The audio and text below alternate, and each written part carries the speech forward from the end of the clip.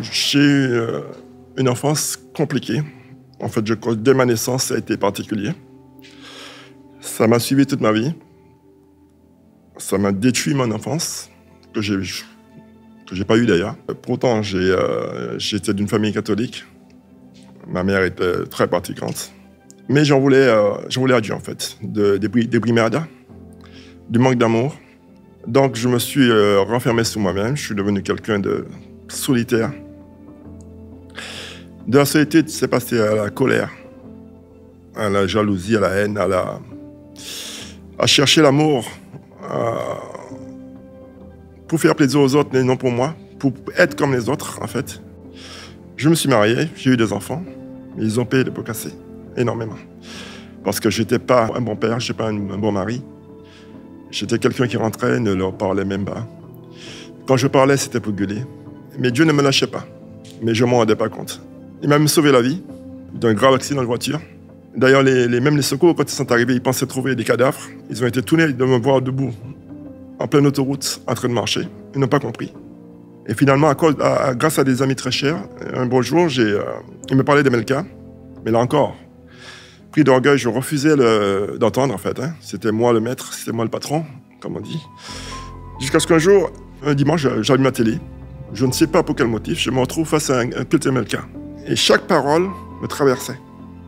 C'était pour moi, écoute et respecte maintenant. Et depuis ce jour, je suis à Emelka. Et au début, en concernant le baptême, c'était le but.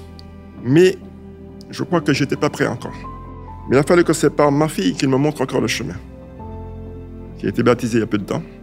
Et il a fallu que ce baptême-là, j'apprenne quel père j'étais et les souffrances que ma fille avait endurées, au point de vouloir même se suicider plusieurs fois, sans que je sache, parce que j'étais dans mon monde à moi. Et ça a été un autre coup. Je pense qu'il voulait que d'abord que je sois prêt, préparé pour être avec vous aujourd'hui. Et là maintenant, je peux le dire, je suis prêt pour le baptême. Voilà. Je suis prêt, j'ai compris. Ma vie, c'est Dieu. C'est ma priorité d'abord.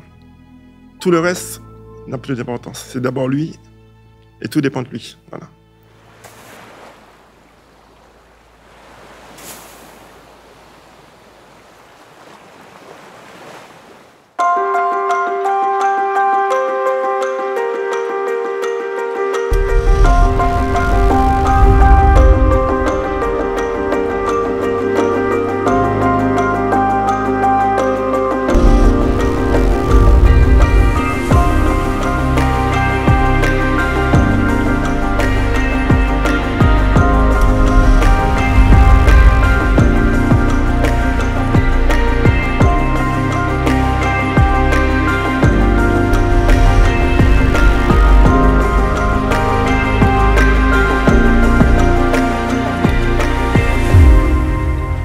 Bienvenue à la célébration MLK. J'espère que tu vas bien. Ici, il y a un nom qui résonne. Le nom de Jésus, il résonne plus haut, plus fort que tous les noms. Et le même Jésus qui est présent ici est présent pour toi là où tu es. Sa grâce, sa faveur est sur toi. Tu as choisi d'écouter sa parole, de recevoir de lui une pensée. Eh bien, j'ai une bonne nouvelle. Demandez, vous recevrez. Frappez et on vous ouvrira. Il se passe quelque chose. Commence à louer, à célébrer. Dans quelques instants, on se retrouve. À tout de suite.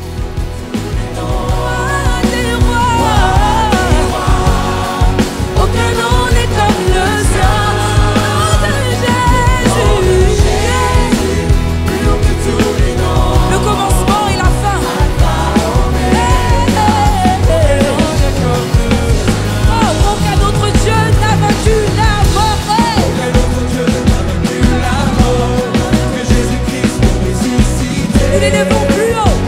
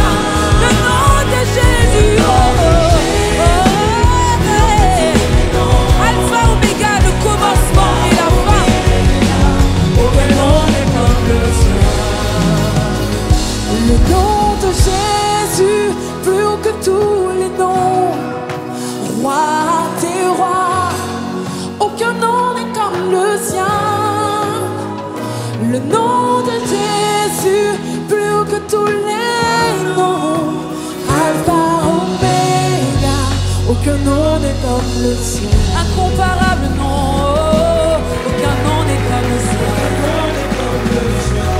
Nul n'est comme lui, j'ai cherché, je n'ai pas trouvé. Aucun nom n'est comme le sien. Aucun nom n'est comme le sien. Aucun nom n'est comme le sien. Aucun nom n'est comme le nom de Jésus.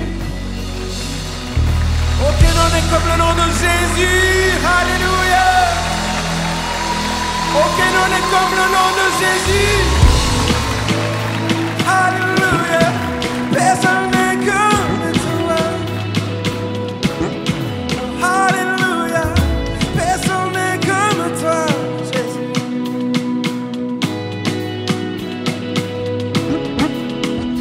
Mon Père a créé l'univers. Mon Père tient ma vie dans sa main. Quand j'ai peur, c'est bien lui qui accourt. Si je perds pied, c'est bien lui qui m'emporte. Mon Père a créé l'univers. Mon Père tient ma vie dans sa main. Quand j'ai peur, c'est bien lui qui accourt. Si je perds pied, c'est bien lui qui m'emporte. Parce qu'il m'aime, il m'aime. Je suis le fils du Dieu vivant, le créateur de l'univers. Il m'aime, il m'aime. Je suis le fils du Dieu vivant, le créateur de l'univers. Il m'aime. Oh, alléluia.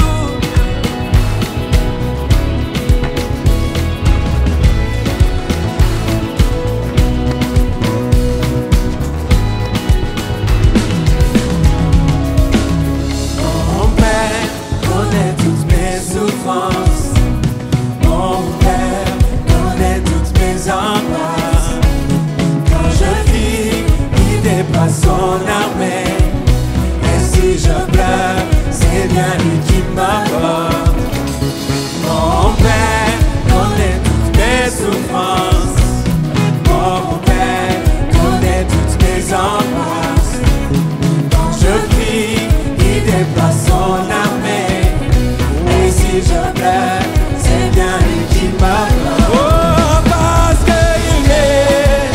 Alléluia, il m'aime. Oh, je suis le fils du Dieu vivant, le créateur de l'univers. Il m'aime. Oh, il m'aime. Oh, je suis le fils du Dieu vivant, le créateur de l'univers. Il m'aime. Oh, il m'aime. Alléluia, je suis le fils du Dieu vivant, le créateur de l'univers. Il m'aime. Oh, il m'aime. Oh, je suis le fils du Dieu vivant, le créateur de l'univers. Je cesse de pleurer, je cesse de pleurer. Je marche la tête haute, je saisis la victoire. Mon Père est devant moi, mon Père est mon soutien. Si tout lui appartient, alors je n'ai plus peur. Je cesse de pleurer, je cesse de pleurer. Je marche la tête haute, je saisis la victoire. Mon Père est devant moi, mon Père est mon soutien. Si tout lui appartient, oh, alors je n'ai plus peur. Il m'aime, oh, il m'aime. Alléluia, je suis le fils du Dieu vivant, le créateur de l'univers. Il m'aime, oh, il m'aime. Oh, je suis le fils du Dieu vivant, le créateur de l'univers. Il m'aime, alléluia, il m'aime. Oh, oh, je suis le fils du Dieu vivant, le créateur de l'univers. Il m'aime, oh, il m'aime. Oh, je suis le fils du Dieu vivant, le créateur de l'univers. Je cesse de pleurer, je cesse de pleurer. Je marche la tête haute, je saisis la victoire. Mon Père est devant moi, mon Père est mon soutien. si tout lui appartient, alors je n'ai plus peur. Je cesse de pleurer, je cesse de pleurer. Je marche la tête haute, je saisis la victoire. Mon Père est devant moi, mon Père est mon soutien. Si tout lui appartient. Alléluia. Alors je n'ai plus peur, il m'aime. Alléluia, il m'aime. Oh, je suis le Fils de Dieu vivant, le Créateur de l'univers, il m'aime. Oh, il m'aime. Alléluia, je suis le Fils de Dieu vivant, le Créateur de l'univers, il m'aime. Oh, il m'aime. Oh, je suis le Fils de Dieu vivant, le Créateur de l'univers, il m'aime. Oh, il m'aime. Oh, je suis le Fils de Dieu vivant, le Créateur de l'univers, il m'aime. Alléluia. Merci Jésus de m'aimer.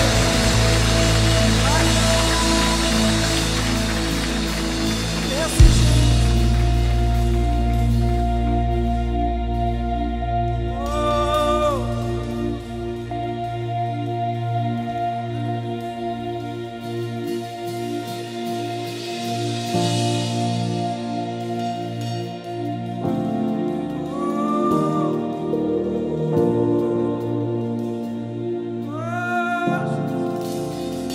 Quand je sombre l'infâme croix où Jésus fut meurtri pour moi, je vois ses mains, ses pieds percés, mon sauveur au bois attaché.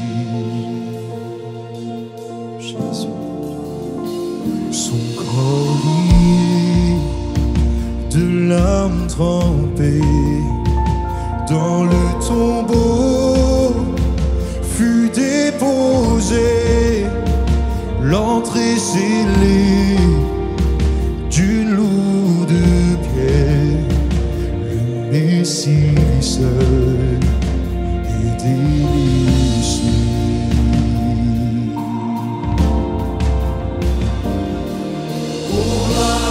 Au nom de notre Seigneur, gloire à son nom, à tout jamais, nous chanterons sans fin ses louanges, au bas à toi, ô Dieu.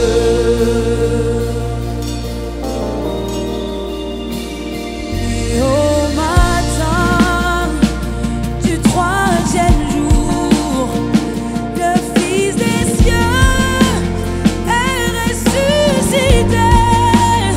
La mort n'est plus, non, elle est vaincue. Oh, les anges acclament Christ notre roi. Oh, gloire. Notre Seigneur, Son nom, à tout jamais, nous chanterons sans fin ses louanges, au gloire à toi, ô Dieu.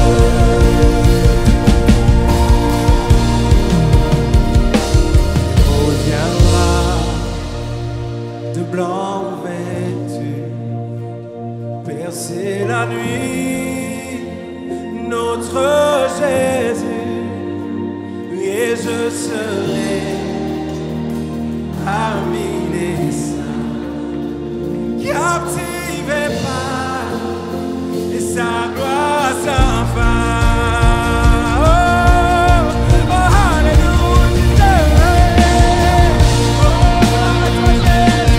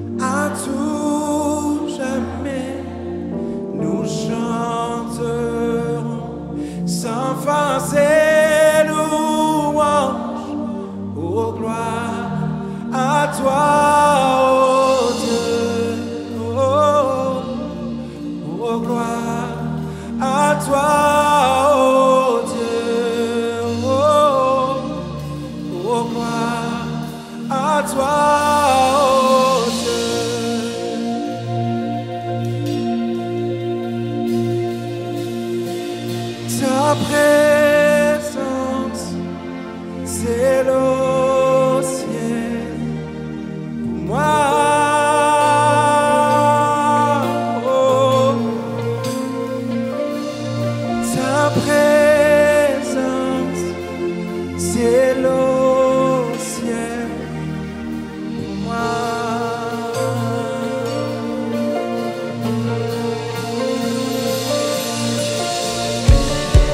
Jésus, ta présence, c'est le ciel pour moi. Jésus, ta présence seule suffit. Jésus, seule ta présence nous suffit.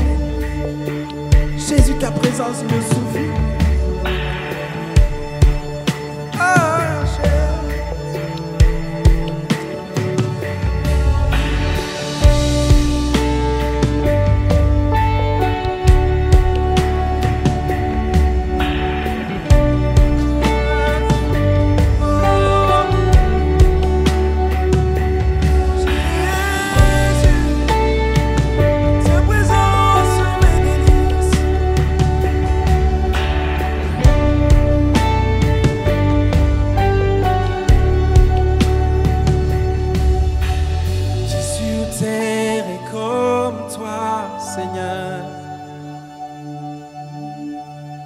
amour, beauté, infinie valeur. Ici rien ne peut me satisfaire. Jésus, ton amour me désaltère. Ta présence, c'est le ciel pour moi.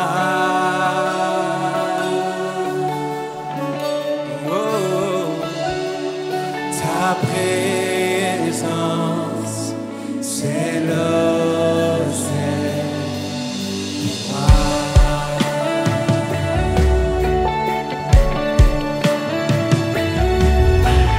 Trésor de mon âme et de mon cœur, dans ma faiblesse tu es ma valeur. De mon passé, de tout mien, toute ma vie aujourd'hui et demain. Ta présence, c'est le ciel pour moi.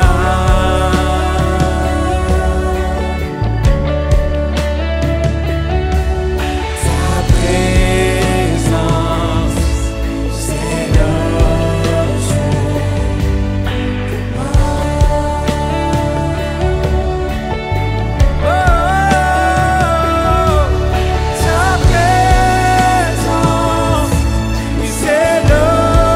ciel pour moi. Oh, ta présence, c'est le ciel pour moi.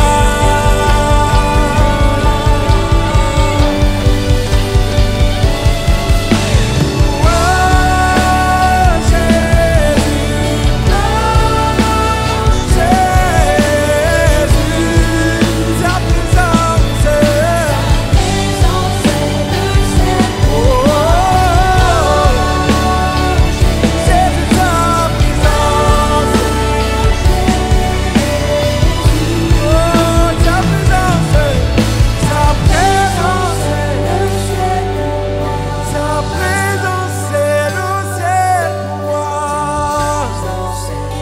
ciel pour moi.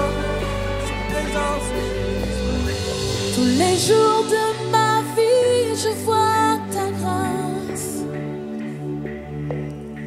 Car un jour je te verrai face à face.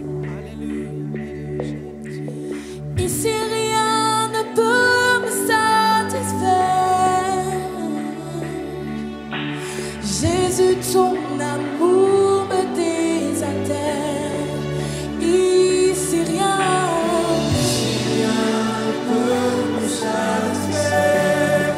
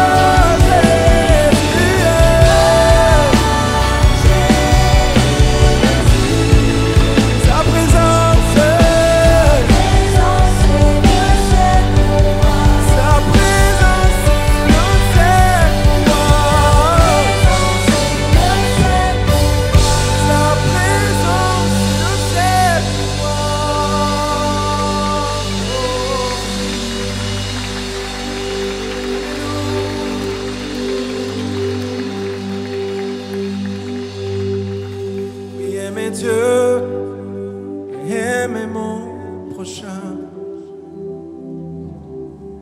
c'est ma seule boussole. De tout mon cœur et de toutes mes forces, je veux oser par amour, oser par amour. Aimer Dieu, aimer mon prochain, c'est ma seule boussole. De tout mon cœur et de toutes mes forces, je veux risquer par amour, risquer par amour. Oh, aimer Dieu et aimer mon prochain, c'est ma seule boussole. De tout mon cœur et de toutes mes forces, je veux agir par amour, agir par amour.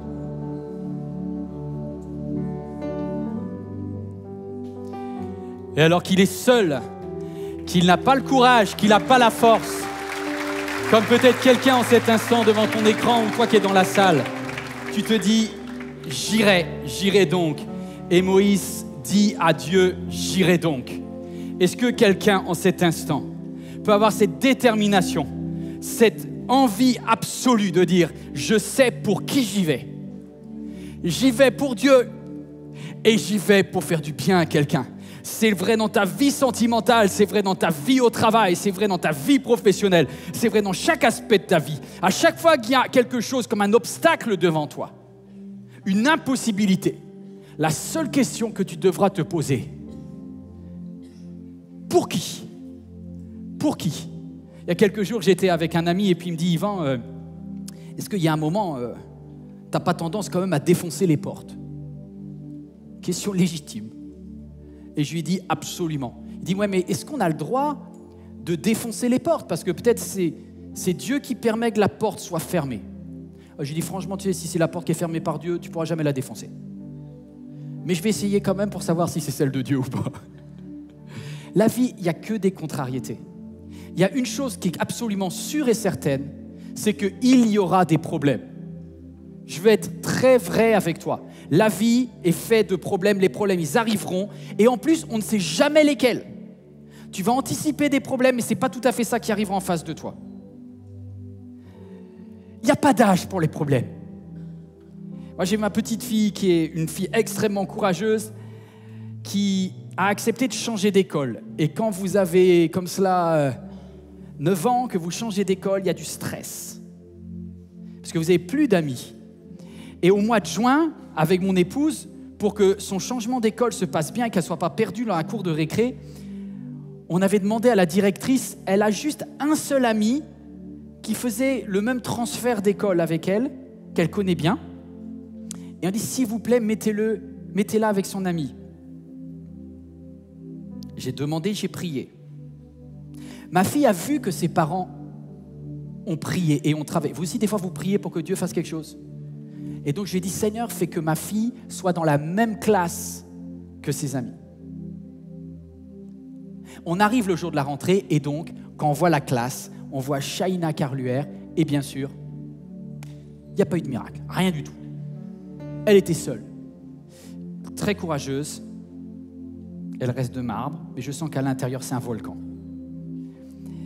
Et là, je me dis, quel exemple je vais donner à ma fille? Et avec ma femme, qui est une warrior aussi, on s'est dit, OK, moi je l'ai fait très très vite. J'ai dit, dimanche dernier, j'ai dit à tout le monde que lorsqu'une porte est fermée, il faut se poser la question, est-ce qu'on aime Dieu, est-ce qu'on aime son prochain? J'ai dit, si jamais je vais voir la directrice, est-ce que j'ai le droit de le faire? Est-ce que je le fais pour une bonne raison? Pour Dieu, c'est OK. Pour ma fille, c'est OK, j'y vais. Je regarde ma femme, je dis, on y va. On va voir la directrice, on dit, Madame, on s'était vu au mois de juin. On vous avait demandé juste une faveur, qu'elle soit avec un ami. Est-ce que vous pouvez corriger ce problème? Merci d'avance. Tu sais, les parents un peu relous, là, le premier jour de la rentrée, là, c'est moi. Le relou, c'est moi. Et comme on est avec ma femme et on est resté, la directrice au début, elle dit non. Et j'ai envie de te dire que c'est l'histoire de toute ta vie, c'est l'histoire de toute ma vie. Les choses ne vont pas t'arriver comme ça, tout cuit dans le bec. On est resté là, s'il vous plaît, madame. Je crois que vous allez réussir à trouver une solution. Dans les 10 minutes, ma fille était changée de classe.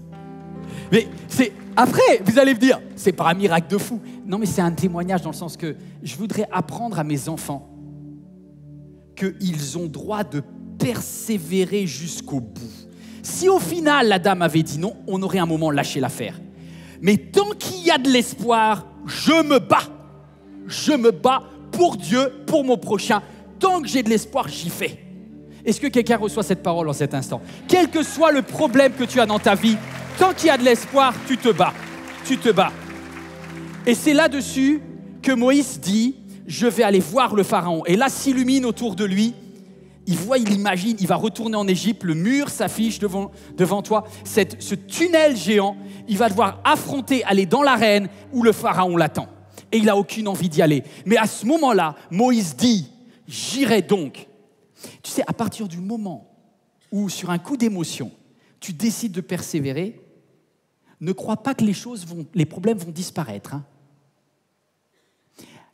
Quelle est la phrase que Moïse a dite après « j'irai donc » ? Mais si. Parce que dès que tu prends une décision courageuse, tout ton stress se rallume en toi. Et le doute vient t'assaillir. Est-ce que je parle à quelqu'un ? Tu as décidé de prendre une décision courageuse pour Dieu ou pour ton prochain. Au moment même où tu as fait ce choix-là, le doute arrive. Est-ce que tu as pris la bonne décision ? Et Moïse reprit, il dit, j'irai donc trouver les Israélites, mais s'ils me demandent quel est son nom, hein ? Moi je leur réponds quoi ? Puis un petit peu plus loin, il dit, et s'ils ne me croient pas, et s'ils ne m'écoutent pas, et s'ils me disent l'Éternel, il t'est pas apparu ? Ça, c'est la vraie vie. Moïse, ce n'est pas un héros. Moïse, il est comme toi, il est comme moi. Il est rempli de doutes. Vous savez comment on peut s'en sortir dans la vie ? Lorsqu'on sait que l'on fait quelque chose pour Dieu et pour notre prochain, il va falloir que tu changes tes réflexes. Il va falloir que tu modifies. Parce qu'aujourd'hui, c'est la peur qui te bloque et tu dois renverser la peur en foi. Il faut que la foi, la confiance en Dieu soit plus forte que la peur en toi. Et pour cela, tu vas devoir vivre un entraînement. Est-ce que quelqu'un est prêt à vivre un entraînement, une thérapie de choc ? Est-ce que vous êtes prêts ? Sinon, j'y vais pas. Je ne peux pas vous la donner. Parce que Moïse, tu vois, si tu n'es pas prêt à l'entraînement que Dieu a prévu pour toi, tu vas te faire défoncer par le Pharaon. Moïse, tu es rempli de peur et ça ne peut pas le faire. Tu ne vas pas tenir. Alors Dieu dit à Moïse, « Ok, est-ce que l'Éternel ne t'est pas apparu ? Est-ce que tu vas à la force ? Qu'est-ce que tu as dans la main ?» dit l'Éternel. Exode chapitre 4, verset 2. L'Éternel lui dit, « Qu'as-tu dans la main, Moïse ?» Et il répondit, j'ai un bâton. Et Dieu lui dit, « Jette-le par terre. » Et le bâton se changea en serpent. Moïse prit la fuite, comme d'habitude. Il prit la fuite devant le serpent. Et l'Éternel lui dit, Pop, Moïse, tu reviens là. Je te dis, Dieu est en train de te rattraper en cet instant. Il te dit, tu ne peux pas abandonner ton couple comme ça. Et tu ne peux pas abandonner tes enfants comme ça. Et tu ne peux pas abandonner ton travail parce que la dame, elle t'a pas fait un sourire à l'entrée. Il va falloir que tu grandisses. Est-ce que je parle à quelqu'un ? Je n'ai pas besoin de dire amen parce que c'est douloureux ce que je vous dis. Mais Dieu te dit, pop, tu reviens là. Tu ne vas pas faire n'importe quoi. Jusqu'au dernier moment, tant qu'il y a de l'espoir, tu vas te battre.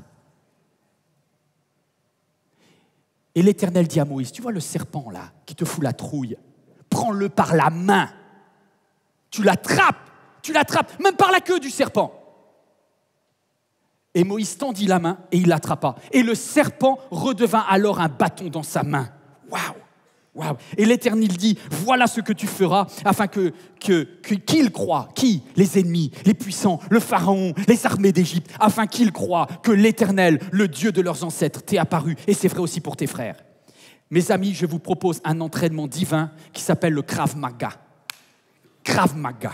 Est-ce que quelqu'un peut répéter Krav Maga? Krav Maga, c'est un mot hébreu. C'est un mot qui a été inventé par un peuple qui a appris à se battre.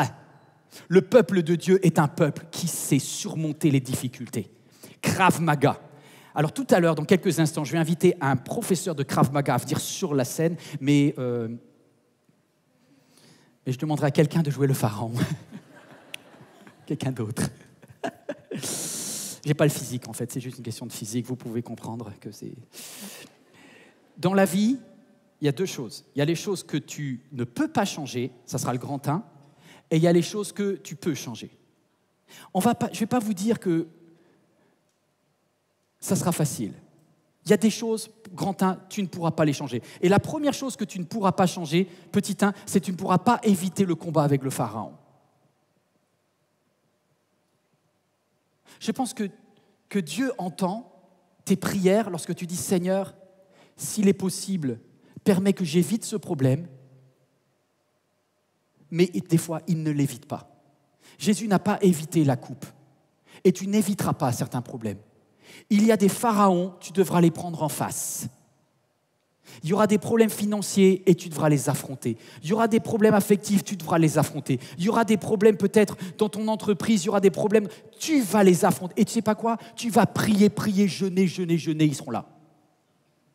Mais l'Éternel sera avec toi. Mais l'Éternel te permettra d'avoir la victoire au travers du combat. Petit 1, le Pharaon, il ne va pas te laisser partir. L'Éternel, Dieu, va carrément dire à Moïse, il va lui dire, ok, verset 19, je sais que le Pharaon ne vous permettra pas de partir s'il n'y est pas contraint avec puissance. Toi, je suis Moïse, je dis, Dieu, on n'a pas dû se comprendre. Je ne vois pas pourquoi je vais aller demander à quelqu'un alors que tu sais que la personne, elle va dire non. Enfin, on va arrêter de perdre du temps. Enfin, là je vais me faire cartonner pour rien. Et Dieu dit, il va te dire non, mais ça va être l'occasion pour moi de manifester ma puissance, dit Dieu. C'est au travers de cette épreuve que je vais pouvoir... c'est plus grand que toi. C'est plus grand que toi. Celui qui vit en toi est plus grand que toutes tes peurs, c'est plus grand que toi. Tu ne pourras pas éviter le Pharaon va être là, et ça va être chaud. Tu ne peux pas éviter le combat.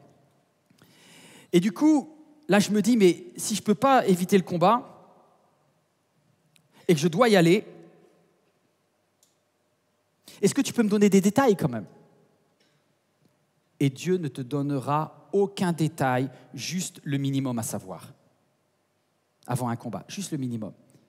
Il y a quelques jours, j'étais avec cet ami-là qui me disait, est-ce qu'il faut défoncer les portes? Et il avait un problème d'inscription pour une de ses filles, sa fille qui est au collège. On n'arrivait pas à trouver.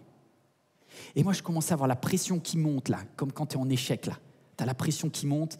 Le jour de rentrée, c'était J-1. Toi, là, tu es en stress. J'ai juste... mes amis, j'entends pas beaucoup Dieu. Tu vois, je suis pas un grand prophète. Les gens qui disent, ouais, Dieu m'a dit. Moi, Dieu me dit quasiment jamais rien, moi. Mais j'ai quand même eu, au moment où je prenais ma douche, tu vois, pas un moment où j'étais en adoration, juste un moment où je prenais ma douche. Il y a une idée qui est venue dans ma tête. Cours Palissy. Je vais dire, ça ne te dit pas grand-chose. Moi, ça ne me disait pas beaucoup plus. Mais je me rappelle qu'il y a plusieurs années, j'avais entendu parler d'un lycée protestant dans la région de Créteil. Mais pour moi, c'était un lycée. Et je redescends et j'ai dit, ta fille, elle va au collège. Bon, on va aller checker sur Internet. Peut-être qu'il y a un collège aussi à cet endroit-là. On appelle. Bonjour, est-ce qu'il y a un collège? Oui, il y a un collège. Je dis, est-ce que vous avez une place en 3e? Il dit, il me reste une dernière place, monsieur. En fait, ça ne sera pas hyper clair ce que Dieu te dit, mais si tu ne prends pas le téléphone, ça ne se passera pas.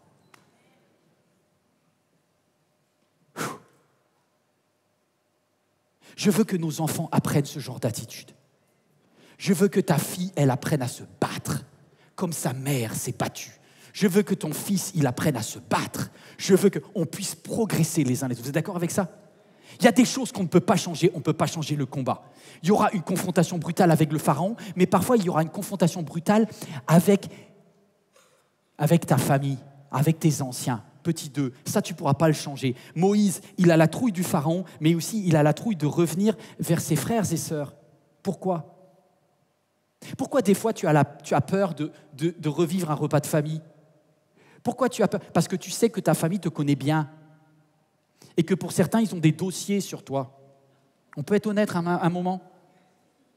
Ils savent lorsque tu as lâché. Ils savent. Quand tu vas devant Yokebed ou Amram, ils savent, Moïse, que tu t'es barré. Ils savent que tu les as lâchés. Tu crois que Aaron, ton grand frère, quand il a vu que tu t'es barré parce que tu avais tapé l'Égyptien et que il t'a vu partir, il t'a dit « Momo, reviens, Momo! Tu vas où ?» Et tu es parti comme un bédouin dans le désert. Tes fuites ont laissé des traces. Oh, je sais que vous n'allez pas aimer cette phrase qui s'affiche, mais mes fuites laissent des traces. À chaque fois que je ne vais pas au bout de quelque chose, ma crédibilité et ma réputation en prennent un coup.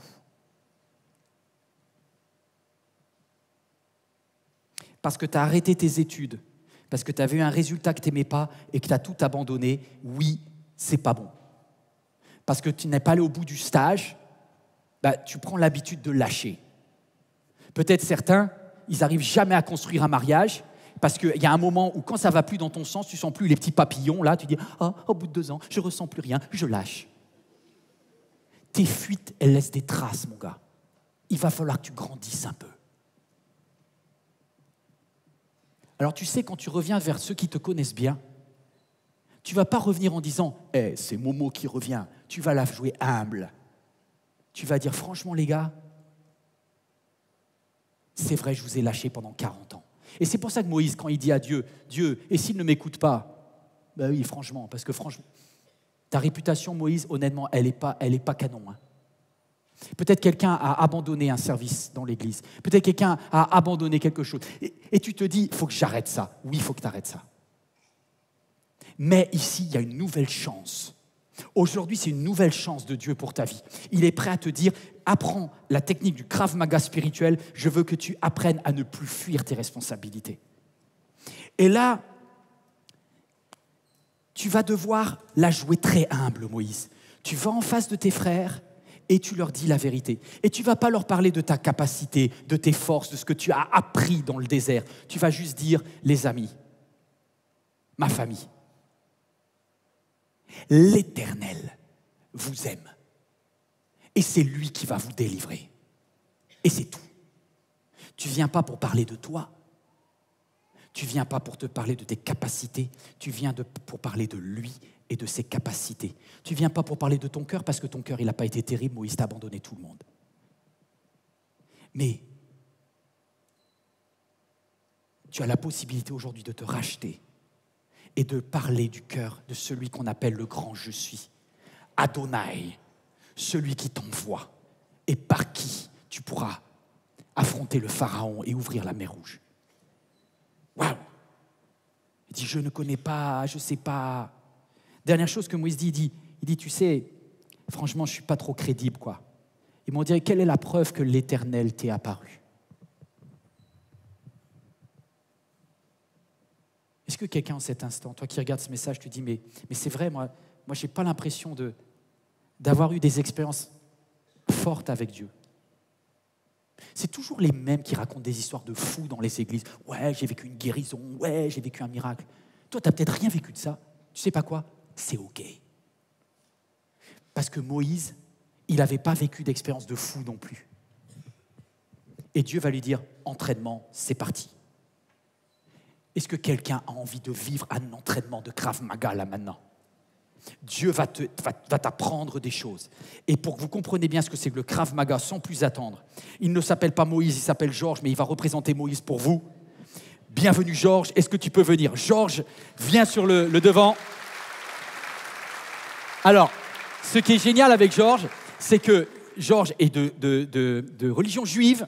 Il a fait Shabbat hier et aujourd'hui, dimanche, il est là avec nous et il va nous apprendre le Krav Maga. Bienvenue. Comment vas-tu? Doucement. Hein. Avec toi, je me méfie. Parce qu'il y a quelque chose, Georges, c'est que tu travailles pour un club de Krav Maga. Voilà, dans le 19e arrondissement. À Paris. À Paris. Et nous sommes situés dans le 94, entre Nogent-le-Péreux et Vincennes. D'accord, donc tu as des antennes ici. Alors, voilà. Devant la caméra et devant tous ceux qui sont là, est-ce que tu peux me dire en quoi consiste le Krav Maga? Qu'est-ce que veut dire le mot Krav Maga? Alors, que veut dire le mot Krav Maga? Krav Maga qui signifie de l'hébreu, qui veut dire combat rapproché. Comment se sortir d'une situation de danger? Attends, redis-le doucement. Combat rapproché. Comment se défendre face à une situation de danger. Et ne pas avoir peur, ne pas fuir, affronter le problème. Qui c'est qui a inventé ça? Alors, c'est Emil Lichtenfeld dans les années 30. D'accord. Pendant son service militaire. Et aujourd'hui, toute l'armée israélienne, il y a des formations de Krav Maga dans l'armée? L'armée israélienne, l'armée américaine, les flics, la police. Krav Maga. C'est reconnu mondialement. Est-ce que tu crois qu'ils peuvent s'y mettre aussi? Allez, venez vous inscrire. venez vous inscrire, venez. Alors, on va faire une petite démo et je vais inviter un pharaon à venir. Un pharaon légèrement antillais. Il est mignon. Oh, qu'il est beau! Il est mignon. Prends ma place. Alors, il a son sceptre de pharaon. Je vous présente Damien. Et il y a une pensée pour lui. Alors, moi, ce que j'aime bien, c'est il y a Georges, il y a Damien, et sur le papier, d'un point de vue physique, là, toi, tu fais 1m85. Plus les talons. T'es impressionnant. Et potentiellement, t'es plus armé. Mais le Krav Maga va vous apprendre comment réagir. Maîtriser un adversaire qui semble plus fort que vous. C'est parti. Doucement, les gars, hein, doucement quand même. Pas la technique.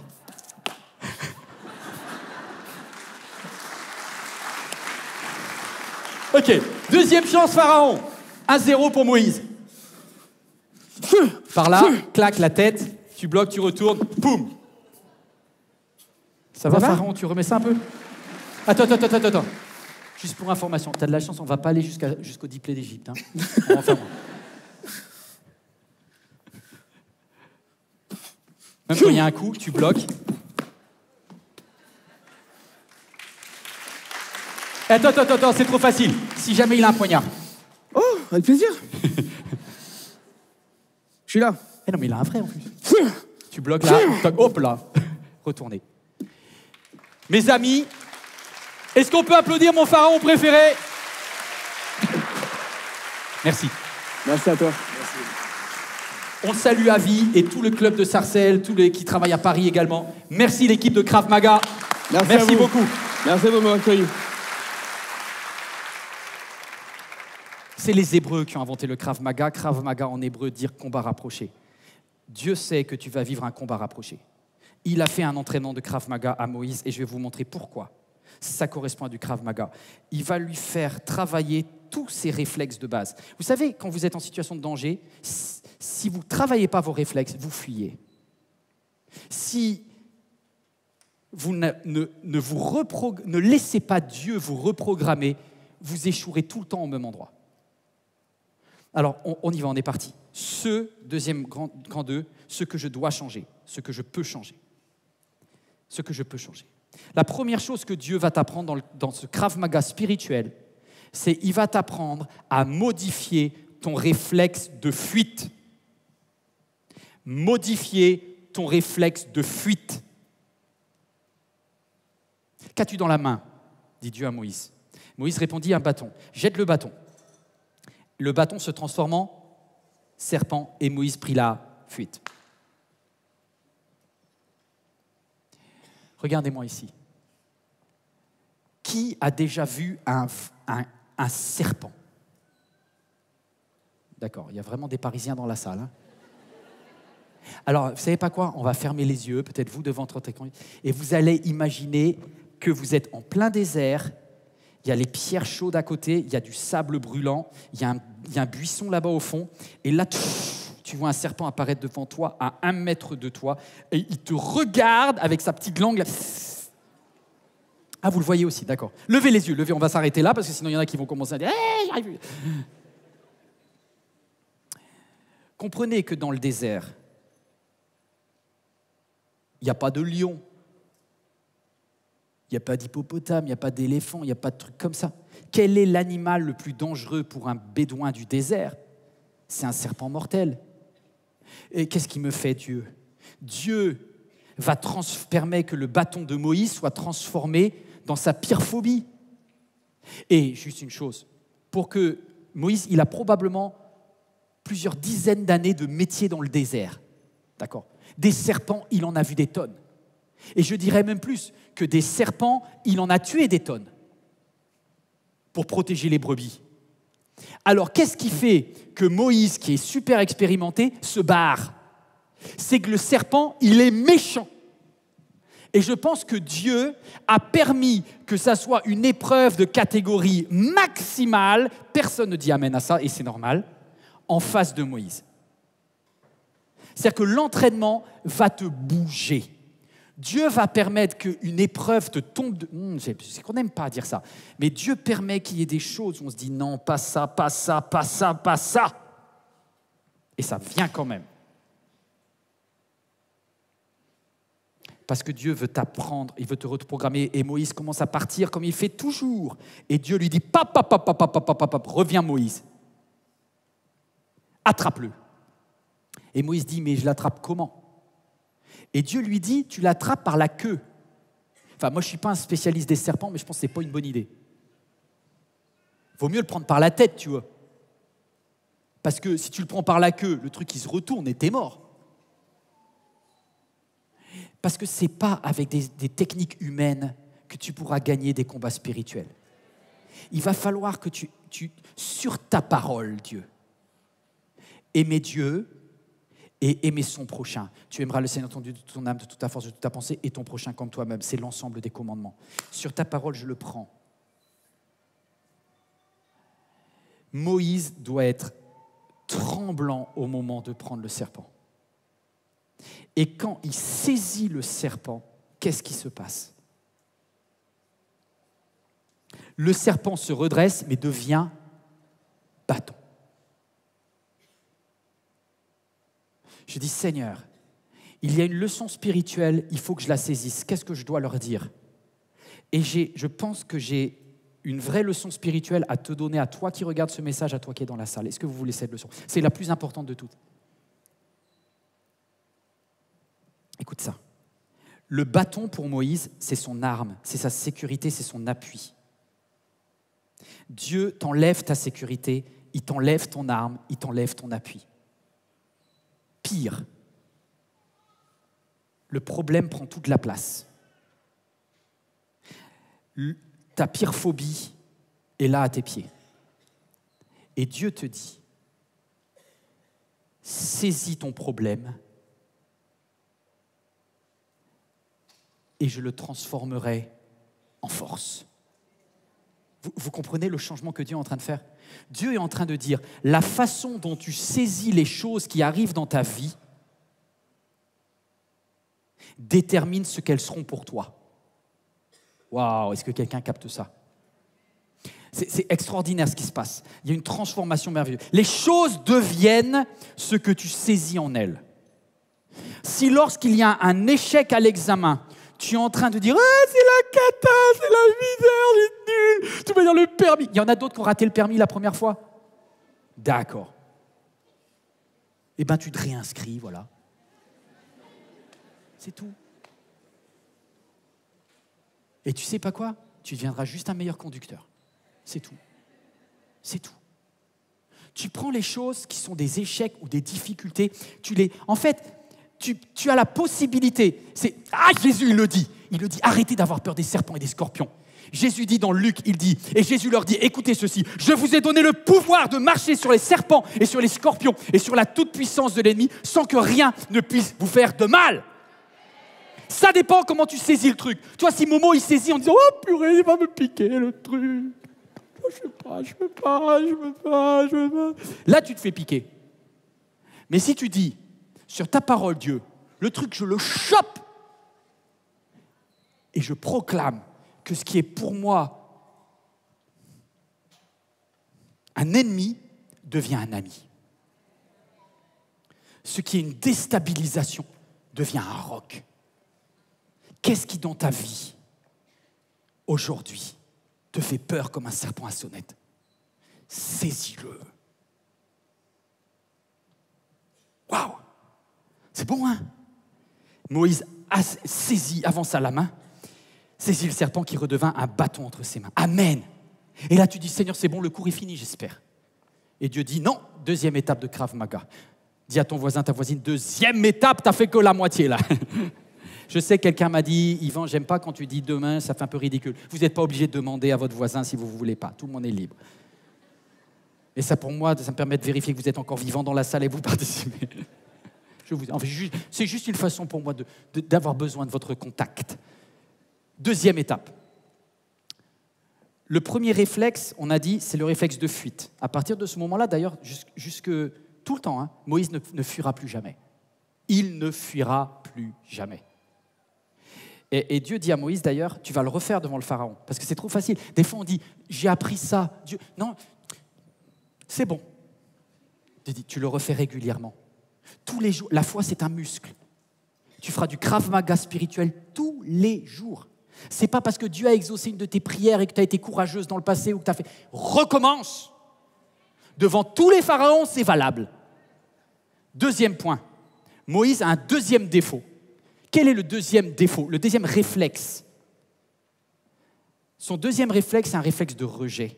Je suis en train de parler d'un enfant qui a été quand même un peu abandonné à la naissance. Je ne sais pas s'il y a quelqu'un qui est un enfant adopté ici dans la salle ou toi devant ton écran. Mais quand vous avez été adopté, vous allez me dire « Ouais, mais sa maman, elle ne l'a pas vraiment adopté. » Quand même. Elle l'a mis dans un petit bateau, là, et elle l'a foutu à l'eau. Hein. Elle a dit « Je prie. » Est-ce que Moïse se sent hébreu? Pas trop. Est-ce qu'il se sent égyptien? Pas trop. Toute sa vie, en fait, Moïse, quand il parle aux Égyptiens, les Égyptiens vont en lui un hébreu, donc il est rejeté par les Égyptiens. Ils disent, toi, t'es pas vrai, toi, t'es pas un chef, en fait, toi, t'es un sang mêlé, t'es pas bon. Donc il est rejeté par les Égyptiens. Et quand il va voir les Hébreux, ils lui disent, toi, t'es un collabo, toi, t'es plus des nôtres, toi, t'as passé de côté, ça. Donc il est rejeté par les Hébreux. C'est pour ça qu'il finit bédouin. Et toute sa vie, en fait, il a le syndrome du gars qui est rejeté. Tu sais que si tu gardes ce réflexe-là de rejet, t'es foutu. Parce que quand tu vas arriver dans ton entreprise, que la standardiste, elle va faire la tête, et tu vas entendre une collègue qui te critique dans ton dos, tu vas dire « Je ne reste pas dans un environnement comme celui-ci, je démissionne. »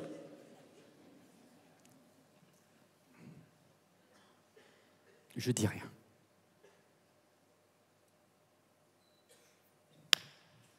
Dieu cherche à te former par rapport au rejet. Petit 2, modifie ton réflexe sur le rejet. Et Dieu dit à Moïse, ta main là, mets-la dans ta poitrine, sur ta poitrine. Ok, je le fais. Voilà, c'est quand même moins dangereux que le serpent, vous êtes d'accord? En gros, il lui dit, on va travailler ton cœur, on va travailler tes émotions là. Et du coup, Moïse met sa main sur son cœur, sur ses émotions, et il dit, retire ta main, il la retire, et qu'est-ce qui se passe? Il nous a dit, puis il l'a ressortie, elle était couverte d'une lèpre blanche. Une autre version hébreu, quand on lit dans la Bible Chouraki, dit une gale. En gros, il a une maladie de peau dégénérée, qui bouffe tout. Il a sa main qui devient épouvantable, dégoûtante. Il se dit, purée, je suis foutu. Vous savez, ce genre de maladies de peau étaient hyper contagieuses. Et à cette époque-là, en fait, une fois que tu es atteint de lèpre, de gale, ou etc., tu es exclu. Est-ce que quelqu'un comprend le mot exclu? C'est-à-dire que les autres, ils te dégagent. Au moment où il a ça, il se dit, non seulement je me suis fait virer d'Égypte, mais là, je vais me faire virer des Bédouins, là. Là, même ma femme va me dire, ciao, baby. Là, il n'y a plus personne. Non, mais sincèrement, à ce moment-là, quand il a la lèpre, là, il se dit, ah non, mais il manquait plus que ça, là. Ah, déjà que j'avais pas grand monde dans ma vie, mais alors là, j'ai plus personne. Je parle à quelqu'un. Là, il y a tes amis qui sont en train de t'abandonner. Peut-être tu es en train de perdre ton conjoint. Peut-être... Et tu te dis, mon cœur là, je ne vais pas supporter. Là, c'est trop. Au niveau du rejet, c'est trop. Je ne vais pas en plus être une machine à baffe devant le pharaon, là. Non, là, on va arrêter les frais, là. Et Dieu lui dit, remets ta main. Ah non, si c'est bon, si c'est pour prendre une deuxième dose, Dieu, j'arrête. Hein. Là, il y a déjà assez de lèpre dessus. Et il remit la main sur ta parole, Dieu. Je prendrai le risque pour mon cœur à nouveau. Dieu est en train de travailler tes émotions. Je te le dis avec amour. Ton Père céleste est en train de te faire un cours de Krav Maga pour modifier ton réflexe de rejet. Et c'est à toi que je parle. Et Moïse met sa main et elle redevient saine. Alléluia. À ce moment-là, Moïse se dit, ok, quand Dieu veut, je suis réintégré. Quand Dieu veut, je suis restauré. Dieu est le Dieu qui est plus fort que le rejet. Moi, je l'ai vécu personnellement. Je l'ai vécu personnellement. Et vous savez, vous pouvez être rejeté dans votre travail, vous pouvez être rejeté des fois dans votre famille, vous pouvez être rejeté parfois dans une église. Et nous, moi j'ai eu vraiment, quand j'étais jeune, c'était jeune, j'ai entre 13 et 15 ans, on a vécu ce rejet par une église. Jusqu'au jour où, de prédication en prédication, de prophétie chelou en prophétie chelou, le pasteur voulait vraiment briser ma famille et moi, la famille Carluère. C'était chaud, mes amis. Et il y a un moment où mon père a dit « faut qu'on arrête là. Faut qu'on arrête. On va se rattacher à une église. On ne va pas rester nulle part là.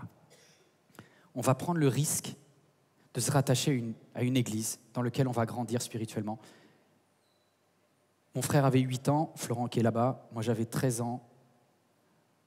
Et il a dit, tout le monde dans la voiture.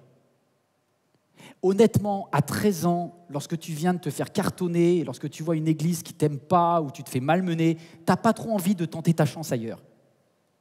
Et à ce moment-là, le pasteur nous l'avait clairement dit, je l'avais entendu, il dit, je vais appeler tous les pasteurs de la région pour qu'aucune église ne vous accueille. Ça, c'est ce qu'on appelle une malédiction. Ça, c'est la poisse, mes amis. Parce que non seulement tu te fais virer, mais en plus, tu ne pourras pas être accueilli ailleurs. Et quand on rentre dans la voiture, une vieille R21 à ce moment-là, avec un peu de flotte, parce que on n'était pas très riches en plus, et qu'on va vers l'église de Brest, au fait, aucune église... Là, vous allez me dire, ouais, mais des églises, il y en a quand même, on peut toujours en trouver une. Oui, en région parisienne. Hein. Tu en as une tous les kilomètres ou tous les 2 kilomètres. Mais quand tu es au centre Bretagne, la première église, 65 kilomètres. 1 heure de route automatique. Aucune 4 voies, aucune autoroute, la misère. Bon, le matin, quand tu te lèves pour aller à la célébration au culte, tu n'as pas trop envie d'y aller quand tu as 13, 14, 15 ans. Hein. Mais ton père, il te dit, on ne va pas rester dans une situation de rejet, on ira louer Dieu. Et on prendra le risque d'être rejeté ailleurs. Franchement, il faut y aller. Merci maman, merci papa, on n'a pas eu le choix.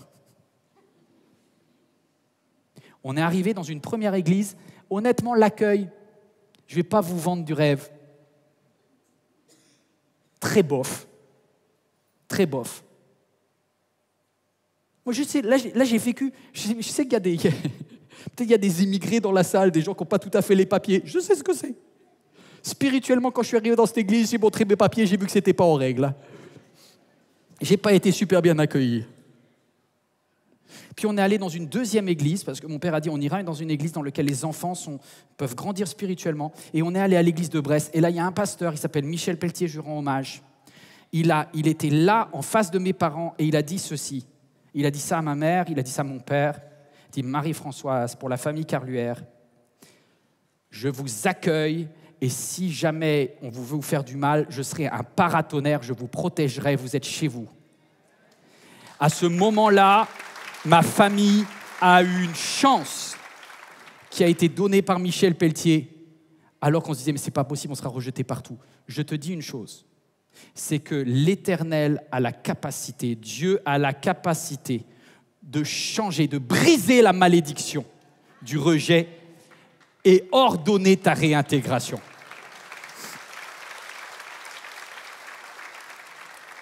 On s'est mis au fond de la salle, On a appris des cantiques qu'on ne connaissait pas. On a appris des amitiés qu'on ne connaissait pas. On a dû se réadapter à zéro. Et je me dis que Dieu a de l'humour quand même. Quand je pense qu'on avait une prophétie comme quoi on serait accueilli par aucune église et qu'on perdrait la foi, et qu'aujourd'hui je suis le pasteur de MLK, je me dis il n'était pas très prophète le monsieur. Non mais, est-ce que je me dis mais Dieu il fait des blagues du ciel, tu vois. Il dit étant donné que sur lui on n'aurait pas parié 10 centimes, vas-y. On va confier 4000 personnes et 30 000 en ligne parce que comme ça, ils croiront que ce n'est pas parce que quelqu'un a dit sur ta vie que tu serais tout le temps rejeté que c'est vrai. Dieu est le Dieu de la réintégration. Dieu est le Dieu de la réhabilitation. Dieu est le Dieu de la rédemption. Il donne une chance à celui qui n'en avait pas. Il restaure ceux qui sont brisés. Il guérit celui qui est malade. Dieu est ce Dieu-là. Il dit, voici ce que je dis. J'annonce une chose, dit l'Éternel. Il dit, les captifs seront délivrés. Bats-toi. Dieu est le Dieu de ta réintégration. Il faut juste que tu prennes la voiture. Waouh, vous êtes toujours là ou pas? Il faut que je vous quitte parce que je suis trop long un petit peu, mais c'est bon d'entendre le Krav Maga de Dieu. Tu vois, ça te... Est-ce que ça fait du bien à quelqu'un? On se termine avec un dernier point. Parce qu'on peut dire, Momo, là, il est prêt, là. Moïse, t'es prêt, là? Au niveau de la fuite, ok. Au niveau du rejet, je comprends. Regardez pour terminer ce que Moïse va dire à Dieu. Seigneur, je n'ai pas la parole facile. Cela ne date pas d'hier, ni d'avant-hier. Et cela, c'est pas à m'améliorer depuis que tu as commencé à parler à ton serviteur. J'ai la bouche et la langue en baba qui vont pas bien, quoi, embarrassée.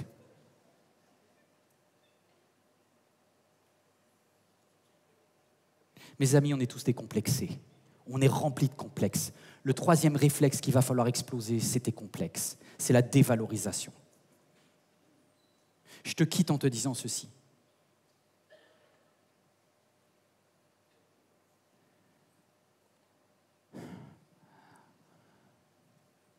Pour t'empêcher d'agir, Satan a juste à appuyer sur un bouton dans ta vie. Celui des complexes. Je suis nul, je ne suis pas à la hauteur, je n'arriverai jamais. Envoie quelqu'un d'autre. En fait, Satan, il n'a pas la possibilité d'arrêter les plans de Dieu. Mais par contre, il peut te motiver, toi, bêtement, à appuyer sur le bouton rouge. Et c'est comme ça que énormément de projets disparaissent parce que par toi-même, tu t'auto-sabordes en disant je peux pas. Vous avez des complexes? Imaginez si Moïse, je pense que c'est le bégaiement, mais en tout cas il avait des soucis pour pas parler. Et face au pharaon, il va se faire défoncer, le pauvre gars. En plus, honnêtement, depuis 40 ans, le gars, il ne s'est pas entraîné à faire des speeches. Hein. Ça fait 40 ans qu'il n'a que des chèvres en face. Allez, tout, venez. C'est terminé. Il n'y a pas d'autre speech à faire. Donc, si vous au niveau de l'entraînement, c'est pas terrible. Et là, il se dit, il va se prendre le pharaon en face, tous les conseillers. Le pharaon, il dit, tu finis quand, là? Et il se dit, purée, je vais devoir parler égyptien en plus. Ça va être chaud.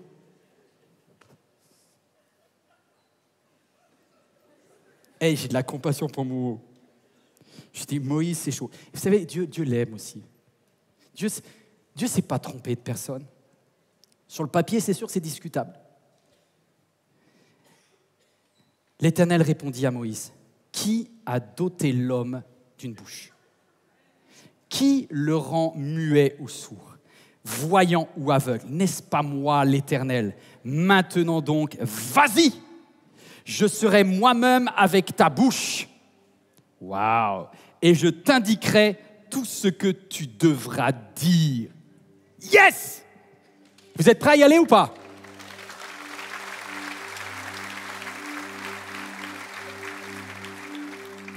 Et on a une dernière fois, un fameux mais. Ah, c'est désespérant, mais on est comme ça avec Dieu. Qu'est-ce que Dieu doit galérer avec moi, doit galérer avec toi. Mais Moïse rétorqua. Non, Seigneur, je t'en prie, envoie qui tu voudras pour cela. Comment Dieu il va réagir là? Attends, juste Moïse, j'ai fait exploser un buisson là pour toi. Je t'ai attiré, je t'ai donné des paroles sur ta vie, je t'ai fait des promesses incroyables. Vrai ou pas vrai? Oui, c'est vrai. J'ai vu que tu n'étais pas prêt, je t'ai fait un entraînement. Je t'ai entraîné au Krav Maga, en combat rapproché, pour que tu puisses vaincre ton sentiment de fuite. Je t'ai aidé pour régler ton problème par rapport au rejet. Et là, tu me parles de dévalorisation et je dis que je serai avec toi. Et toi, tu me dis, j'y vais pas quand même, envoie quelqu'un d'autre. Et là, Dieu, je me dis, mais Dieu, il va le carboniser. En plus, le buisson, il est déjà chaud. Il va y avoir un méchoui de Moïse, là. L'Éternel se mit en colère contre Moïse. Et là, je me dis, c'est pas bon, ça sent le roussi. Mais, ce que je voudrais te dire, c'est que la colère de Dieu n'a rien à voir avec la colère d'un être humain. Et n'a rien à voir avec la colère de quelqu'un qui ne maîtrise pas ses nerfs. Parce que la colère de Dieu, elle a qu'un seul objectif. Te faire réussir. Parce que Dieu t'aime. Parce que Dieu t'aime. Et parce que Dieu t'aime. Et Dieu veut se battre pour que tu puisses rentrer dans ton appel. Et si jamais tu lui dis encore non, Dieu dit, oh, oh, oh, oh. Je dis, Dieu, est-ce que là tu vas le dégager? Tu le sors? Je pense que honnêtement, si j'avais été l'entraîneur là, j'aurais dit Moïse, ok, c'est bon, laisse tomber là, c'est bon, là, tu me gaves. Et Dieu répondit à Moïse, il dit, eh bien, il y a ton frère Aaron le Lévite. En fait, Dieu dit, ok, je t'envoie quelqu'un pour t'aider. Tu reçois cette parole-là? Qui Dieu a mis à côté de toi? Tu dis, mais mon Aaron, là, je ne l'ai pas vu depuis 40 ans, il est à l'autre bout du monde et tout. Regardez la phrase d'après. C'est le dernier verset qu'on lit ensemble. D'ailleurs, il est... Lisez-le, s'il vous plaît. Toi qui es devant ton écran, lis-le. Il est pour venir te trouver. Est-ce que quelqu'un est en train de comprendre, là? Ouh! Je me mets en chemin parce que je comprends une chose hallucinante. C'est que Dieu avait anticipé même le blocage de Moïse. Non, je recule devant la gloire de Dieu, mais c'est-à-dire que Dieu avait même prévu celui qui allait t'aider. Parce qu'il savait que tu dis, franchement tout seul, c'est trop lourd pour moi. Et Dieu dit, viens Aaron. Et Aaron, viens m'aider là. Et en fait, tu n'as même pas eu le temps de demander l'aide de ton frère que Dieu l'a déjà envoyé. Parce que Dieu sait tout de toi. Il sait absolument tout de toi.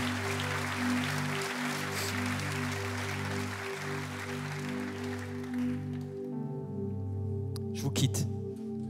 Mais il y a quelqu'un ici qui a besoin d'entendre que Dieu te dit, je veux te faire un entraînement au Krav Maga spirituel pour changer tes réflexes. Parce que je ne pourrai jamais travailler avec toi comme j'ai envie de travailler si tu continues ton réflexe de fuite. Je transformerai un bâton en serpent et un serpent en bâton. Il va falloir que tu saisisses ce qui est pour toi une zone de peur, un ennemi, et je vais le transformer en force et en autorité dans ta vie.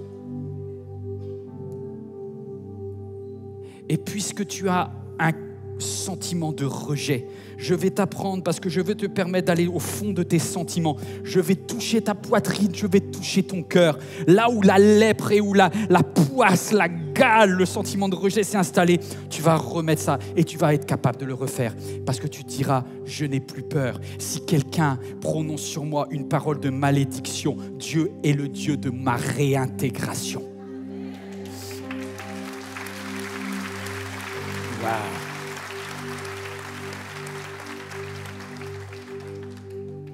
Et tout le reste de tes complexes, tes bégaiements et autres problèmes. Ce que tu ne pourras pas faire, il enverra quelqu'un pour le faire avec toi. Parce qu'il est Dieu. Et tu sais pas quoi? Il a besoin de toi. Parce qu'il y a un peuple qui souffre et Dieu veut faire des miracles. C'est pas parce que c'est ton heure, c'est parce que c'est l'heure de Dieu dans ta vie. C'est parce que c'est l'heure de Dieu dans ton mariage. C'est l'heure de Dieu dans ta famille. C'est l'heure de Dieu dans ton travail. C'est l'heure de Dieu dans ton église. Il veut juste te dire bouge! Bouge! Parce que Moïse, écoute bien ça.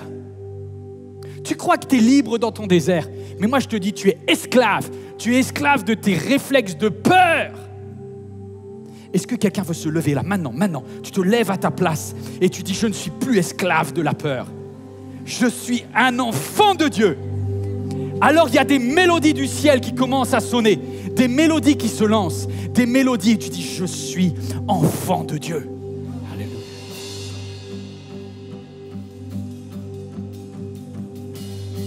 Tu m'as ébloui par tes mélodies, tu m'entoures d'un chant d'amour, chant de délivrance devant mes ennemis. Toutes mes craintes s'enfuient. Je ne suis plus esclave de la peur. Je suis enfant de Dieu. Je ne suis plus esclave de la peur. Je suis enfant de Dieu.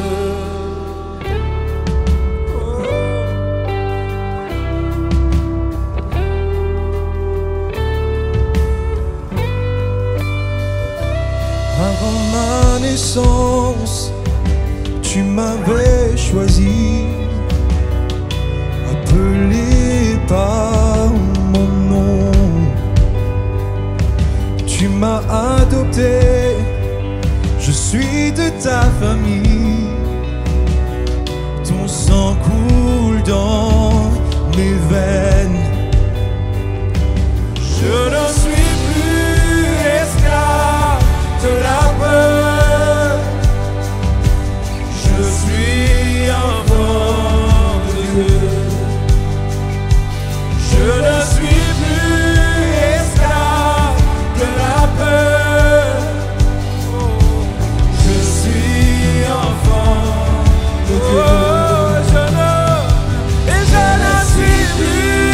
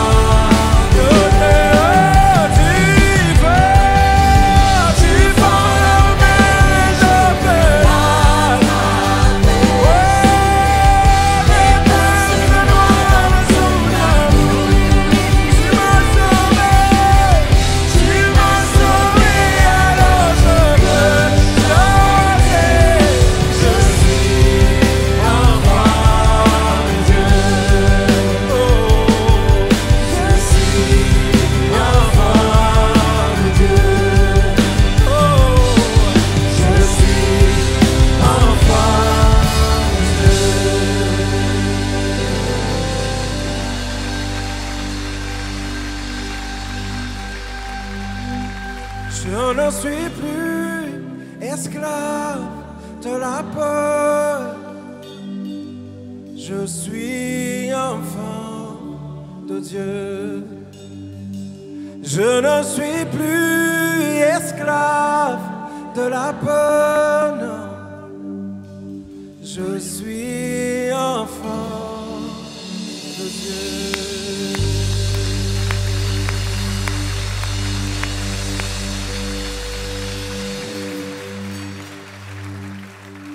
N'oubliez pas que c'est ça l'Église, on n'est jamais seul, il y a toujours quelqu'un que Dieu prévoit à nos côtés pour tenir debout.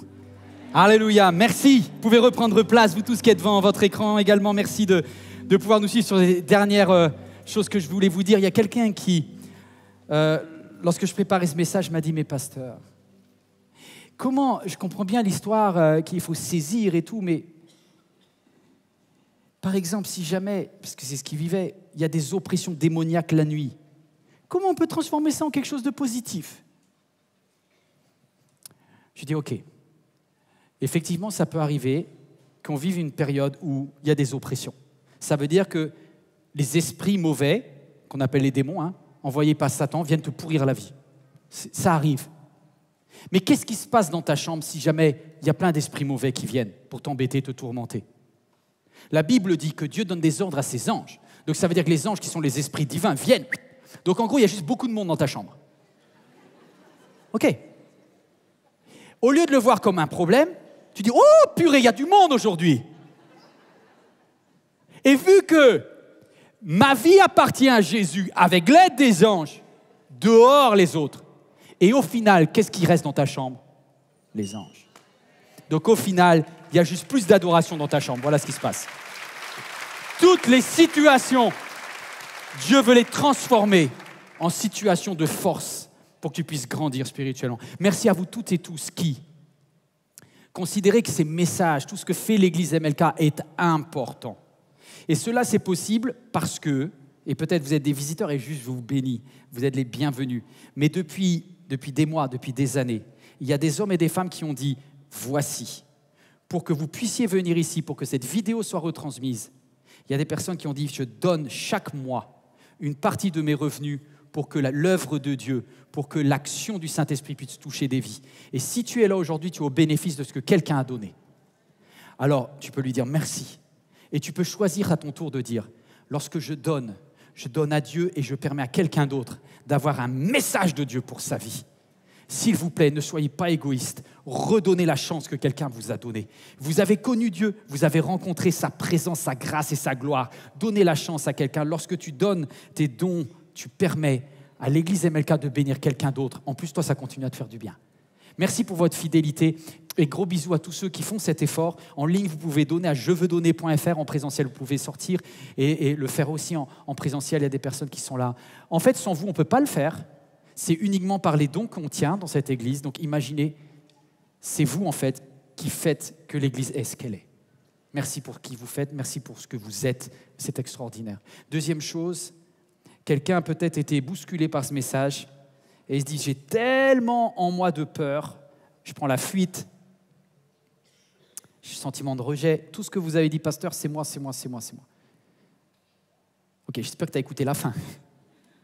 Mais si tu as besoin qu'on prie avec toi, parce que Dieu veut te remettre en place, tu peux venir aussi sur le devant à la fin, ou toi qui es en ligne, prière@églisemlk.fr. J'ai terminé pour les annonces classiques que j'avais prévu de vous donner. Ici la voix. Bonjour Yvan, j'ai des questions à te poser. Bonjour la voix, je t'écoute. On n'est pas à Secret Story la voix, mais bon, c'est pas grave. J'ai des questions concernant les ambassades. Ok. Première question. Peux-tu me dire ce qu'est une ambassade MLK? Ok. Alors c'est vrai que c'est la rentrée, ça me permet de repositionner quelque chose d'hyper important. Les ambassades MLK, c'est quelque chose qui va révolutionner l'Église MLK en 2023. Mais ça se prépare dès maintenant. Aujourd'hui, il y a la possibilité de se réunir avec la foule. Mais dans la foule, on est souvent perdu. Et ça ne permet pas de tisser les liens qu'on devrait. C'est pourquoi l'Église primitive faisait que non seulement ils allaient au temple avec la foule, mais ils se réunissaient dans les maisons. À partir de 2023, je vous inviterai tous et toutes, moi y compris, une fois par mois si vous le voulez, à vivre la célébration MLK dans une maison, dans un appartement. Vous allez dire, ouais, c'est bizarre. Non, c'est super, parce qu'on y prendra la Sainte Seine. Il y aura un message de 30 minutes qui est exactement le même message en direct qui sera diffusé ici. Il n'y aura plus le décalage avec YouTube. Vous aurez le message et vous aurez la possibilité de prendre la Sainte Seine, de partager vos vies, de pouvoir connecter les uns avec les autres, et ça change tout. Je recherche, et je vous le dis solennellement, des personnes responsables pour les ambassades, des personnes qui se lèvent, hommes, femmes. Si vous êtes motivés, que vous avez une maison, un appartement qui peut accueillir plus de 12 personnes, c'est beaucoup, et que vous dites, Seigneur, je vais faire quelque chose pour toi. Je veux que mes voisins puissent entendre parler de l'Évangile. Ils iront peut-être pas forcément dans un lieu comme ça, mais si je les invite à table autour d'un bon repas, ils viendront. Fais une ambassade chez toi, fais quelque chose de ta vie, parlez, dites la puissance de Dieu à vos proches, et les ambassades vont apparaître en 2023. Je pense qu'il y en aura des centaines en région parisienne et partout. Il y a déjà de très très nombreuses qui s'ouvrent en France. Dans à peu près tous les départements de France, il y aura des ambassades MLK. Si tu regardes et que tu es en ligne, toi aussi tu peux ouvrir une ambassade à condition d'être validé dans ton dossier. Tu vas sur ambassademlk.fr sur le site de l'église MLK et tu regardes tous les critères. En tout cas, les formations démarrent le premier dimanche d'octobre. Deuxième question. D'accord, je vais essayer d'être court là. Quelles sont les formations ? Alors, il y a plusieurs formations. Les ambassades, c'est une formation pour ceux qui veulent ouvrir leur maison en 2023. Par contre, tout le monde n'aura pas à cœur de le faire. Certains, vous aurez juste « Non, moi, je veux bien assister, mais je ne veux pas gérer. » OK. Peut-être que ton appel, il est dans le fait de partager, tu as envie d'analyser le texte de la Bible et d'être capable de faire des messages bibliques. En gros, tu as déjà une expérience de prédication et que tu veux t'améliorer. Dans ce cas-là, il y a une nouvelle formation qui ouvre le premier samedi d'octobre, qui est la formation théologie appliquée, mais c'est pour des personnes qui ont un projet professionnel par rapport à ça. Okay, ça démarre le premier samedi d'octobre, après ce sera le premier samedi de novembre, le premier samedi de décembre. Ce n'est pas tous les semaines, hein. C'est juste le premier de chaque mois, le premier samedi de chaque mois. Cette formation, elle est payante, alors que les ambassades, c'est gratuit, parce que ça dépasse MLK. C'est ouvert à tous, même ceux qui ne sont pas du tout de MLK et qui veulent devenir prédicateurs, prédicatrices dans d'autres églises. Après, une dernière formation, c'est la formation soins pastoraux, pour tous ceux et celles qui ont à cœur le suivi des gens, qui ont envie d'aider, de faire de la relation d'aide, mais d'un niveau spirituel. Vous avez une formation de base en psychologie ou en thérapie, spécialisé sur vous avec Rachel Éric Dufour, avec des professionnels, avec des psychiatres, avec des médecins, etc., comme Azadeh Guga. On va vous former pour être top niveau en soins pastoraux.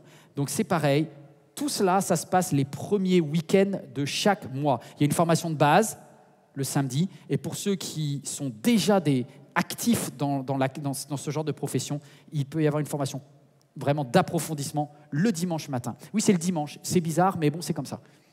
Voilà, il y a des cultes de dimanche après-midi à MLK. Troisième question. C'est la dernière, non? Oui, c'est la dernière. Troisième question. Qu'est-ce que cette formation m'apportera? Qu'est-ce qu'elle t'apportera? C'est une mauvaise question.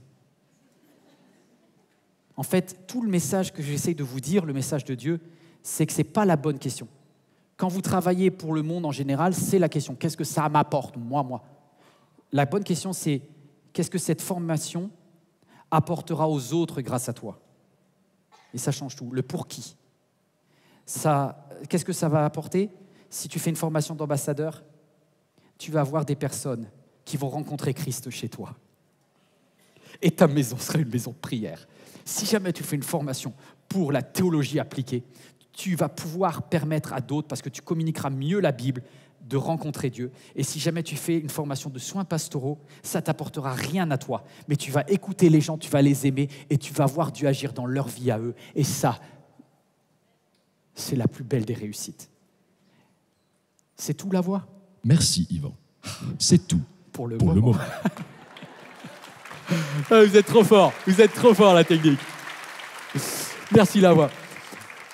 Vous êtes toujours là. Qui est autour de vous?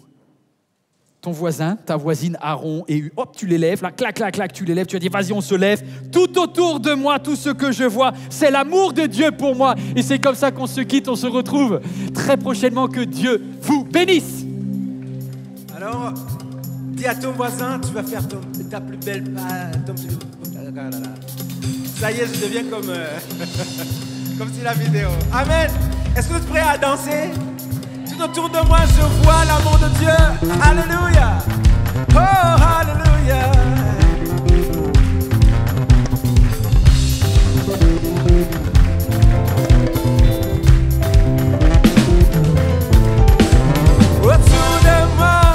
Autour de moi, tout ce que je vois, c'est ton amour pour moi. Autour de moi,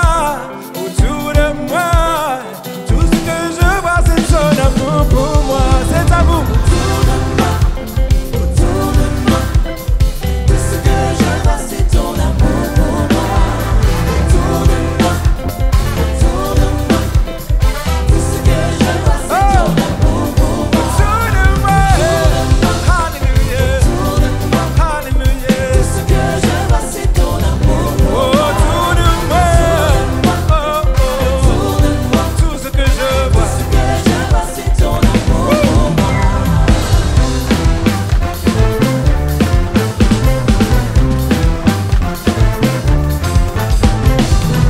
Que les nations chantent, que ton peuple crie, et que ton règne vienne, répand ton esprit. Oh, manifeste ton amour en moi.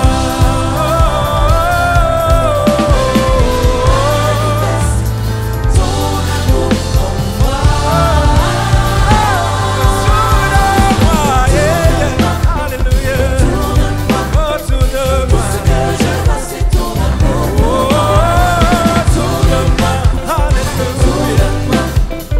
Tout ce que je vois, c'est ton amour pour moi.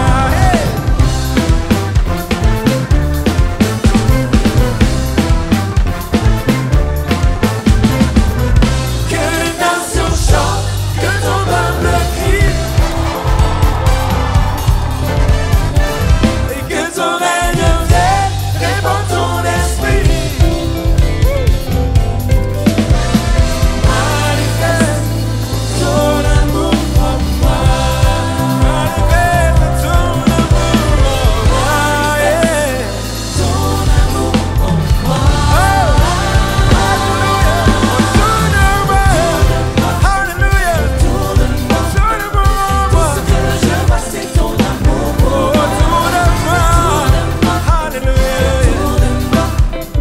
Tout ce que je vois, c'est ton amour pour moi.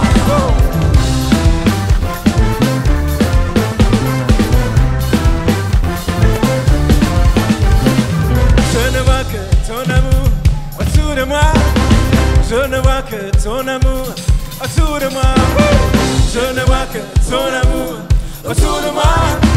Je ne vois que ton amour autour de moi. Je ne vois que ton amour autour de moi. Je ne vois que ton amour autour de moi. Autour de moi, alléluia, alléluia. Tout ce que je vois, c'est ton amour. Autour de moi, tout ce que je vois, c'est ton amour. Autour de moi, yeah, yeah. Autour de moi, c'est ton amour. Autour de moi, tout ce que je vois, c'est ton amour.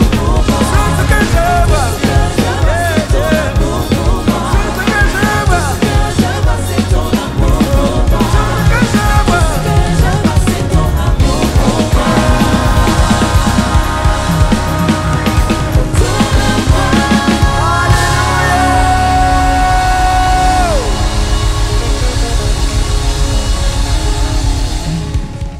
Cette vidéo t'a parlé? Clique sur j'aime.